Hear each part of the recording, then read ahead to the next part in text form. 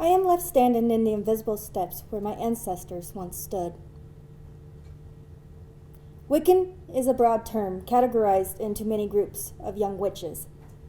However, they deem themselves as a nature-based spiritual beings. I am sharing the knowledge I have learned from their guidance to share it to our coven. The ritual of sharing their knowledge has been improved and handed down through generations.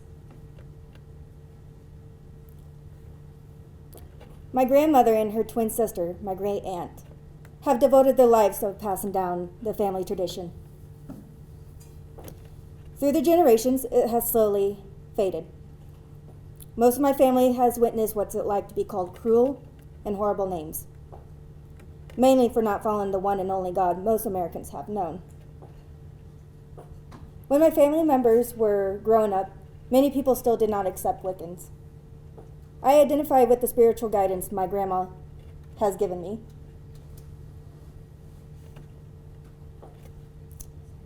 Wiccan is a nature-based religion, and followers believe in more than one God. The coven, or the group of family or friends of a Wiccan, believes in spiritual deities called the Fae. The Fae walks beside them. Faes are creatures from the veil that travels from the spiritual to the physical world. The veil is a gateway between the spiritual and natural world. The Fae are curious with good or bad intentions. They can't be seen with the naked eye, only through the veil. My brethren believes in the Fae and many other mythical beings.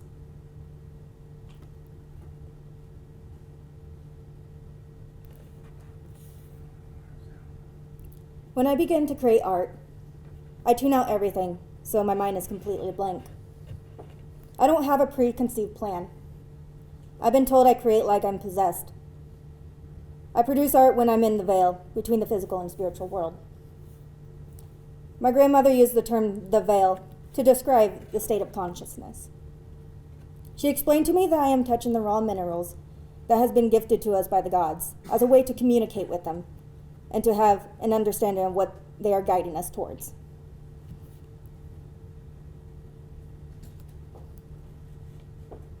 Residing in the earth are the minerals, and from the earth things grow, such as plants. An important aspect of Wiccan belief is understanding the medical and toxic characteristics of the plant. The Wiccans have an understanding of use and dangers of them as they pass the knowledge down. I need to develop my green thumb since it skipped my mother. I grew to love to understanding the plants in nature. For example, a plant that is often used in the house is the clove. It is used for protection, healing, courage, fertility, purification, safe travels, and blessing. It is used to relax the body and mind and encourage strength, courage, and protection. The element that is used for it is fire. It is described as a warm, spicy, strong, and yet sweet and dry. Using clay to make my art is a logical choice because of my connection with nature and the earth.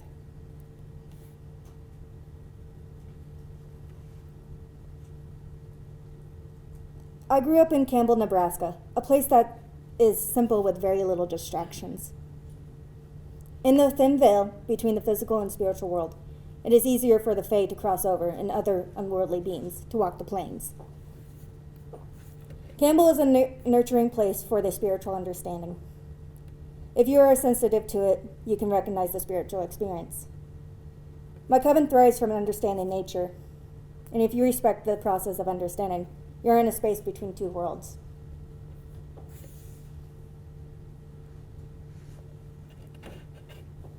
This involves from using the emotions and the unconsciousness of the act of creation. Emotion plans have a big impact on the witches. They rely on their emotions and it helps them with their spiritual journey. The Wiccan Bible states, gods and goddesses draw from their forms from numerous archetypes, which counted as many foundation stones for the human psyche. Wiccans, like many other religions, believe in reincarnation. I choose the medium clay because it effectively let me create art in the best way. that I know how. I can make objects when I'm in the veil, that a place between the physical and spiritual world.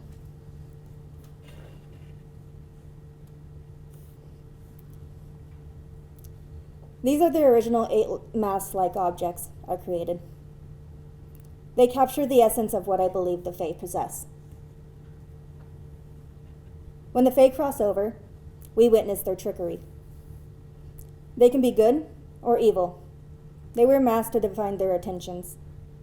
They hide their trickery behind their disguises. I think my art has tapped into visualizing the antiques of the Fae. I create objects that may be mask-like, but they're more like fleeting moments of understanding the behavior of the Fae.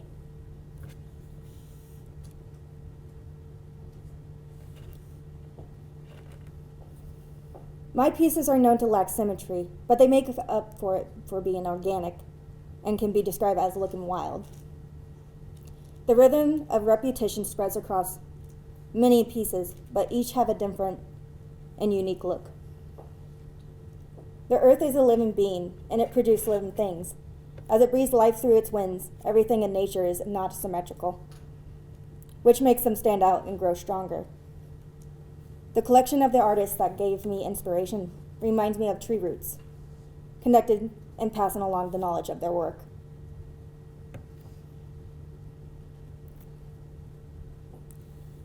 In creating these disguises, they go through a process of being hand-built from a lump of clay. The clay is laid and stretched across a PVC pipe and has been cut in half. Textures get stamped and torn across the clay. After the creations have been completed, they go through a method of leathering, where the handles are made and attached and ready to soon be fired.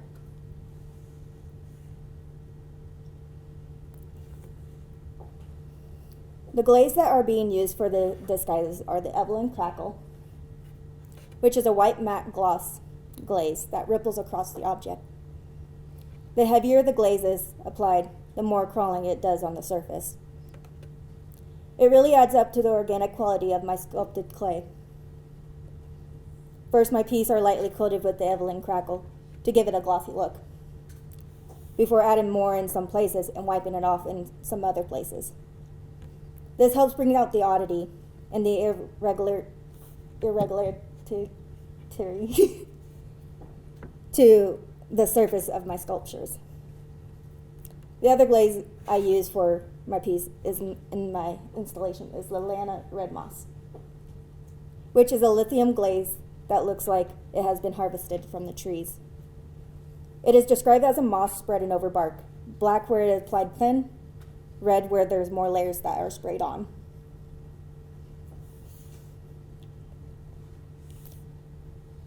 The whole creation of the disguises is to bring the focus of the viewer to the qualities of the mask. My mind stands barren as I touch the raw minerals in the clay that has been gifted us from the earth. It has been offered to be molded into creation. I feel like I'm not there as I create, as my creations come to life. Like I create in third person. To me, it feels like something took control of my hands that guided me through it. I have learned to accept mistakes and accidents that will happen to my creations, because it's okay to be open-minded, and I think about what the deities would want the creations to be. I feel the connections to the artists that has a very similar philosophy to me.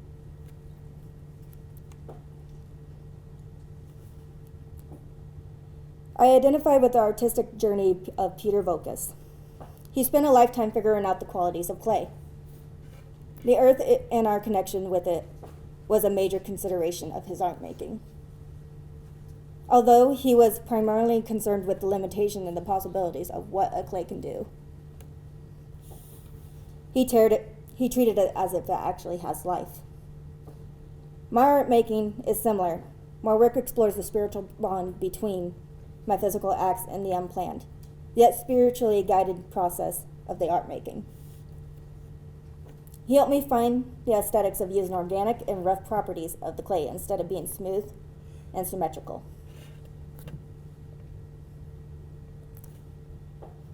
One of the artists I identify with for the use of organic forms is Shane Kina. His biomorphic shapes have more controlled use of clay than focus, but his connections with the medium of clay is similar. His focus on nature is something I identify with in my work. His use of texture, space, and glaze breathes life in his art, much like my own.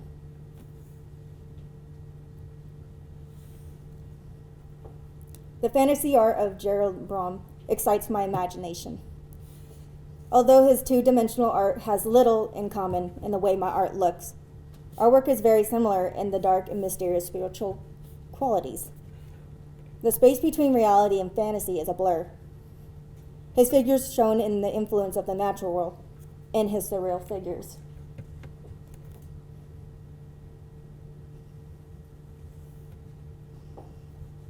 Madhvi Subramaniam has a strong belief in that everyone is connected to the earth through our DNA.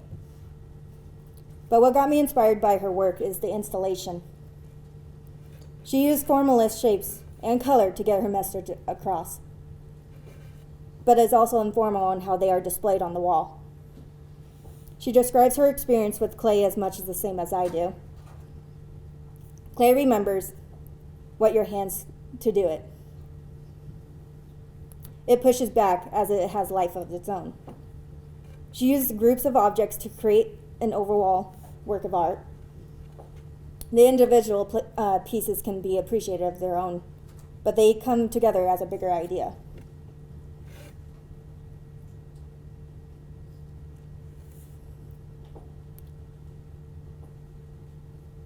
As I feverishly create over 130 of these objects to make the veil, I had envisioned to what the gateway from the spiritual to the physical world would look like.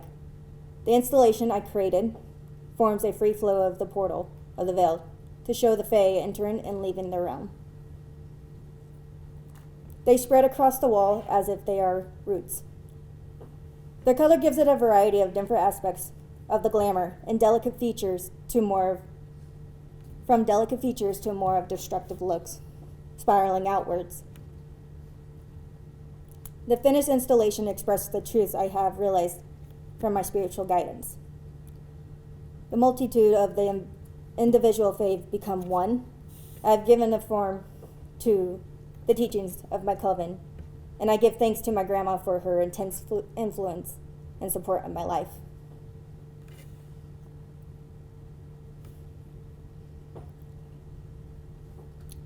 Spiritually, an understanding of this unique trait of the human condition manifests itself in many forms.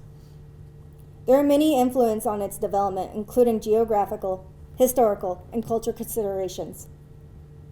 In this room alone today, there are many diverse beliefs that helps guide us to our spiritual enlightenment. We are all good people, gaining spiritual understanding of what the world we live in today. Our journeys may be different, but our destination is the same. For me, I embrace the Wiccan tradition handed down to me through my generation. Just like I've been influenced from my ancestors, I plan to continue to teach these ways to the next generation. Thank you.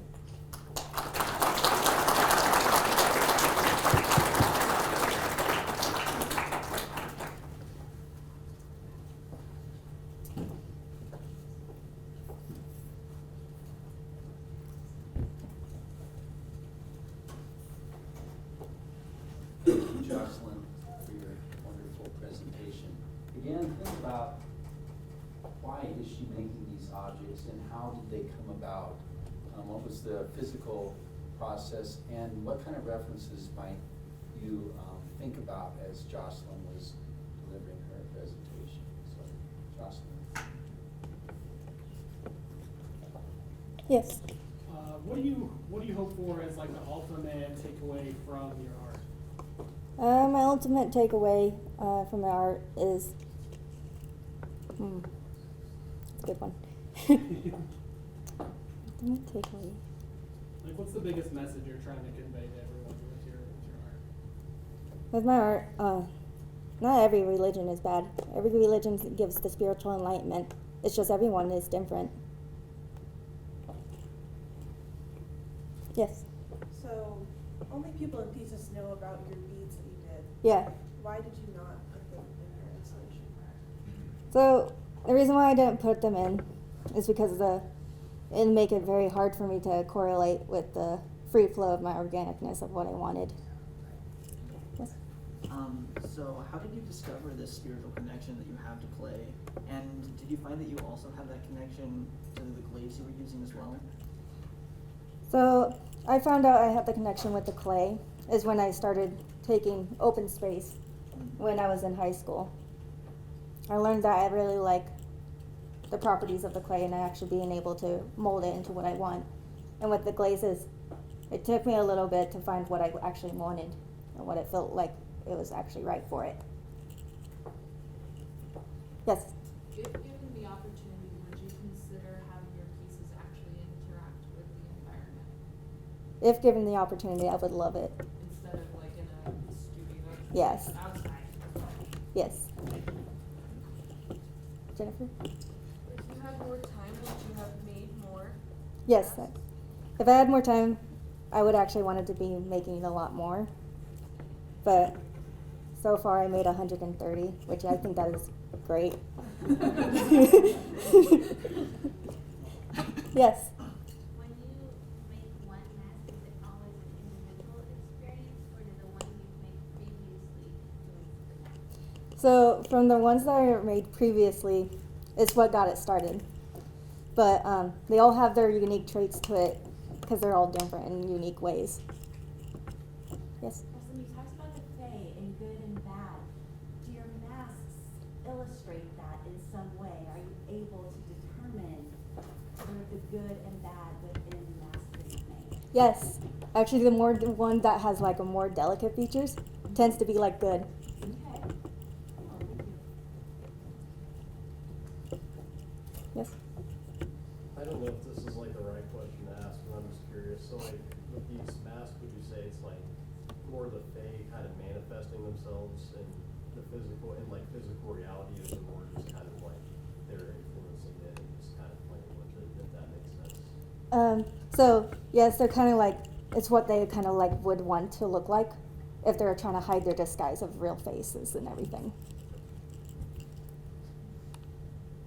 Yes. Jocelyn, I love your story about what's gonna happen to them now. Could you share that with the crowd? Oh, my pieces? Yeah.